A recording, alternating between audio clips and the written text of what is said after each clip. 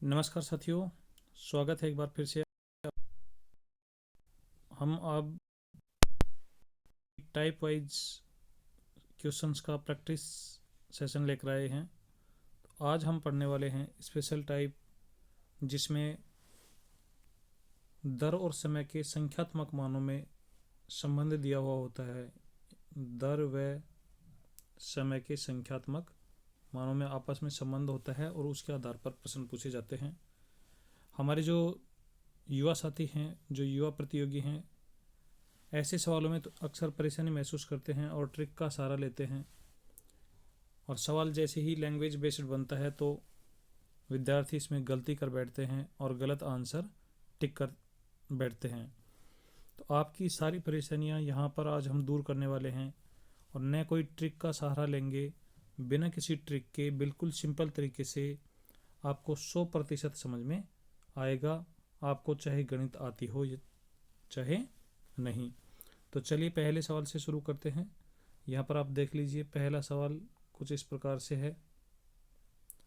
किसी धनराशि का साधारण ब्याज मूलधन का 1/4 है। यदि दर प्रतिशत का संख्यात्मक मान समय की संख्यात्मक मान के बराबर हो तो दर प्रतिशत ज्ञात कीजिए। आपको यहाँ पर दर प्रतिशत ज्ञात करनी है।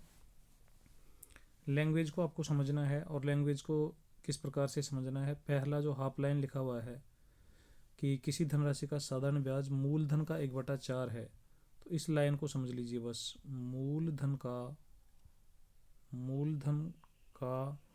1/4 है। अभी मूलधन का 1/4 क्या है? साधारण ब्याज। इसका अर्थ ये हुआ कि साथियों, यदि मूलधन हमारा यदि 100 रुपये है तो ब्याज फिर हमारा होगा, मूलधन है और ये ब्याज है, तो ब्याज होगा हमारा उसका 1/4 अर्थात 25 रुपये। यदि मूलधन हमारा 4 रुपये है तो फिर ब्याज इसका 4 का 1/4, 4 का 1/4 करेंगे तो 1, तो ब्याज क्या होगा? 1। तो यहाँ से आप सीधा टर्म पकड़ लीजिए कि जो हर में लिखा हुआ है इसको आप मूलधन समझिए। मूलधन हमारा है 4 इकाई और ब्याज हो जाएगा ऊपर जो अंश में लिखा हुआ है 1 इकाई। बस इसके बाद आपको हमारा इसका जो बेसिक फॉर्मूला है उसमें वैल्यूज़ को पुट करना है और आपके आंसर आपके हाथों में होंगे। चलिए देखते हैं। यहाँ पर दिया हुआ है मूलधन मानेंगे हम 4 इकाई, तो मूलधन रहा आपका 4 इकाई। इसके बाद आप देख लीजिए जो ब्याज है, ब्याज साथियों यहाँ पर रहेगा हमारा 1 इकाई, तो ब्याज को आप 1 इकाई मान लीजिए। और आगे फिर लिखा हुआ है ब्याज है आपका 1 इकाई, तो यहाँ पर ब्याज हो जाएगा आपका 1 इकाई। आगे दर का संख्यात्मक मान और समय के संख्यात्मक मान आपस में क्या है? बराबर। इसका मतलब ये है कि समय जितना है दर भी उतनी ही है। संख्यात्मक मान से तात्पर्य यहाँ पर यह है कि यदि दर प्रतिशत 5% है तो समय फिर 5 वर्ष होगा। दर यदि हमारी 10% है तो समय 10 वर्ष होगा।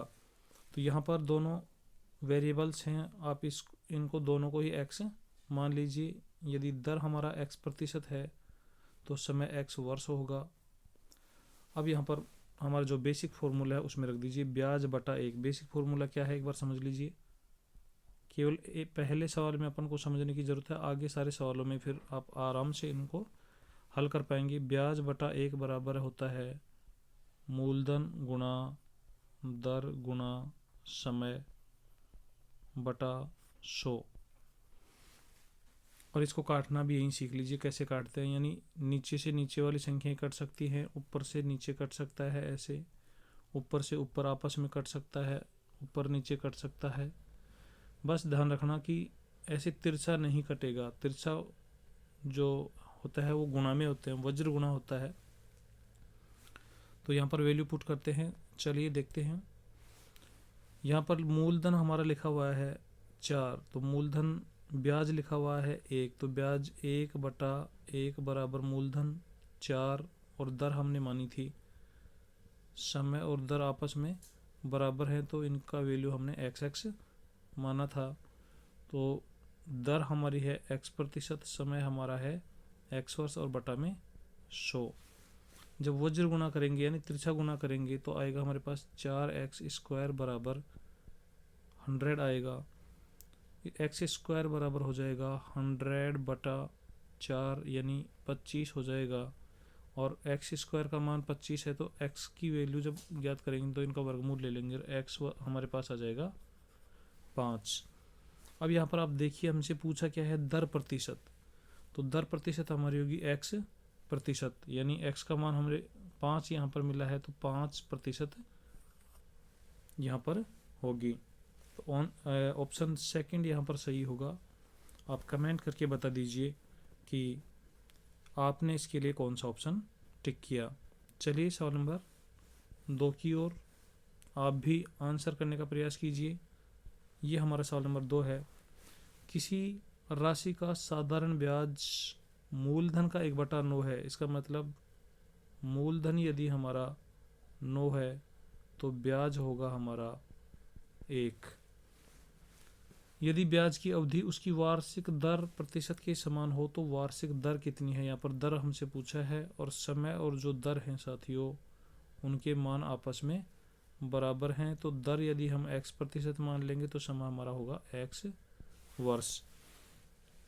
अब वैल्यू पुट कर दीजिए, ब्याज बटा 1। तो हमारा ब्याज यहाँ पर है 1/1 बराबर मूलधन 9 गुणा दर यहाँ पर है x%, समय है x वर्ष और बटा में 100। वज्र गुना करेंगे तो आएगा हमारे पास 9x² बराबर 100। तो x² बराबर होगा 100 बटा में 9 और x का मान जब होगा तो इनका वर्गमूल ले लेंगे। तो x बराबर आ जाएगा हमारे पास 10/3 और 10/3 जब हल करेंगे तो आ जाएगा 3.33। यह हमारा आया है x का मान। अब हमसे दर प्रतिशत पूछा है और दर प्रतिशत हमारा यहाँ पर लिखा हुआ है x%, x का मान है 3.33 तो आंसर हो जाएगा 3.33%। ऑप्शन बी यहाँ पर सही होगा। चलिए चलते हैं अगले सवाल की ओर। अगला सवाल ये रहा आपकी स्क्रीन पर, पढ़िए। किसी धनराशि का साधारण ब्याज मूलधन का 25% प्राप्त होता है। इसका मतलब यदि मूलधन हमारा 100 रुपये है तो ब्याज हमें प्राप्त होगा 25 रुपये। ब्याज हमें कितना प्राप्त होगा, 25 रुपये। आगे लिखा है यदि दर प्रतिशत का संख्यात्मक मान उतना ही हो जितने समय के लिए धनराशि उधार दी गई है। इसका मतलब दर प्रतिशत और समय के जो मान हैं वो आपस में समान है तो इसे हम x% मान लेंगे और इसे x वर्ष मान लेंगे। अब हमारा जो बेसिक फॉर्मूला था उसमें आप वैल्यूज़ को पुट कर दीजिए। यहाँ पर हमें वैल्यूज़ दी हुई हैं। ब्याज हमें दिया हुआ है 25 रुपये और मूलधन हमने माना था 100 रुपये। तो ब्याज 25/1 बराबर मूलधन 100 गुणा दर x गुणा समय x/100। 100 से 100 कैंसिल हो जाएगा। x² बराबर हो जाएगा हमारे पास, x² बराबर हो जाएगा 25 और x बराबर हो जाएगा 5। अब देख लीजिए पूछा क्या है, समय ज्ञात कीजिए और समय यहाँ पर लिखा हुआ है x वर्ष। तो x का मान कितना है 5 तो आंसर हो जाएगा 5 वर्ष।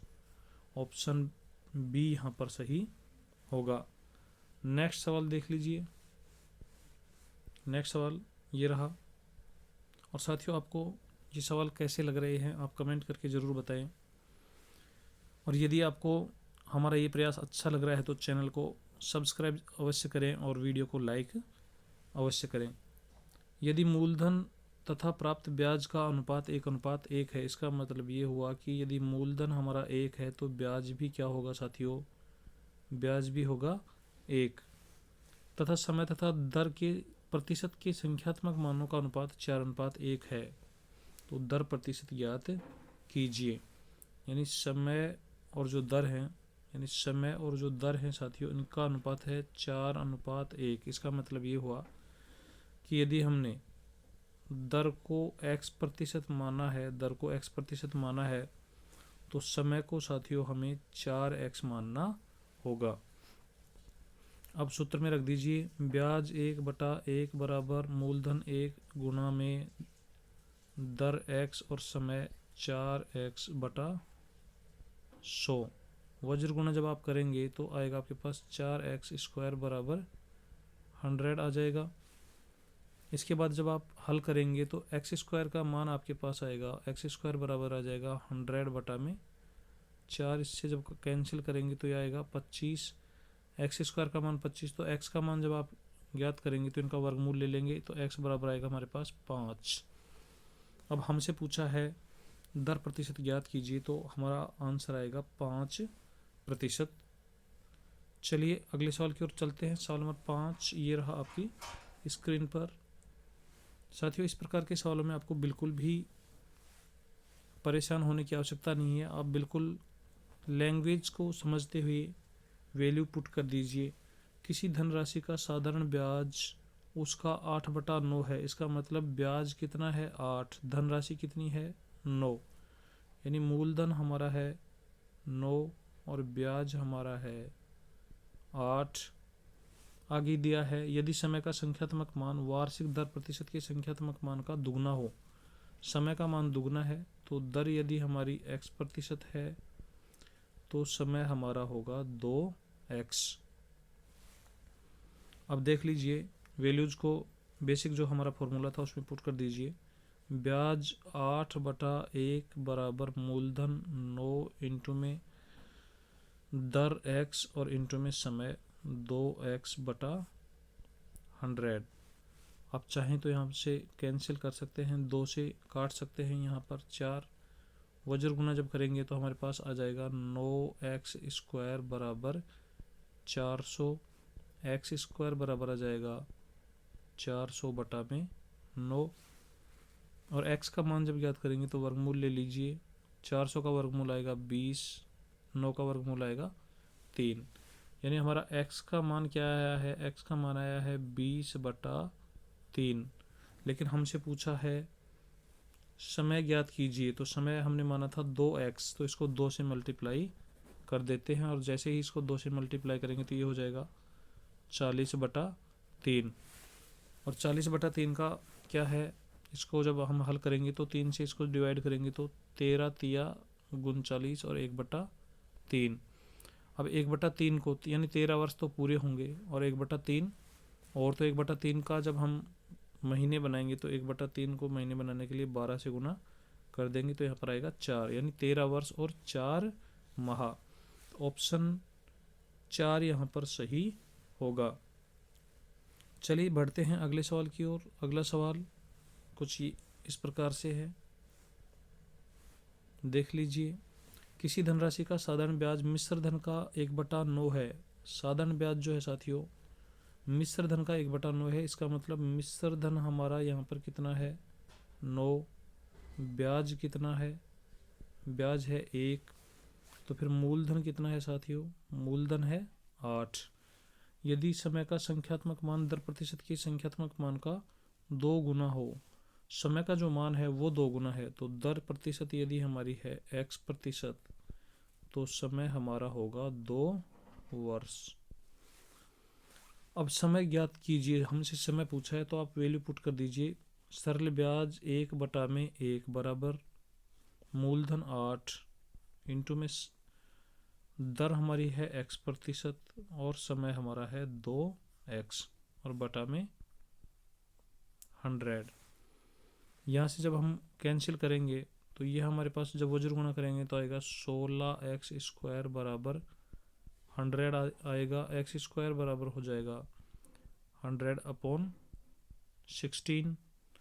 x का मान जब ज्ञात करेंगे तो वर्गमूल ले लेंगे तो x बराबर आएगा हमारे पास 10/4। 10/4 हमारे पास x का मान आएगा। हमसे पूछा है समय, और समय हमने माना था 2x वर्ष, तो 2x, तो इसको 2 से मल्टीप्लाई कर देंगे, ये हो जाएगा 20/4 अर्थात 5 वर्ष। तो यहाँ पर हमारा राइट आंसर होगा ऑप्शन बी 5 वर्ष। चलिए अगले सवाल की ओर बढ़ते हैं। सवाल नंबर 7 ये रहा। साथियों, इस प्रकार का सेशन लेकर आने का हमारा उद्देश्य ये था कि एक ही टाइप के यदि आप 8 से 10 सवाल करते हैं तो वो कंसेप्ट आपका बिल्कुल क्लियर हो जाता है और इसमें आपको कोई ट्रिक रटने की आवश्यकता नहीं है।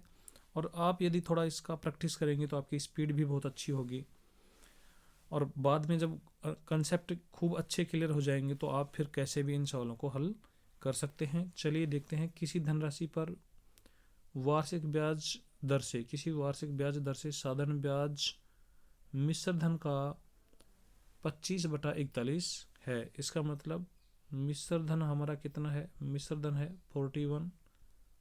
ब्याज कितना है? तो ब्याज है साथियों 25 और मूलधन कितना होगा? तो मूलधन हो, मिश्र धन हमारा 41 है, ब्याज उसमें 25 है, तो मूलधन रह जाएगा 16।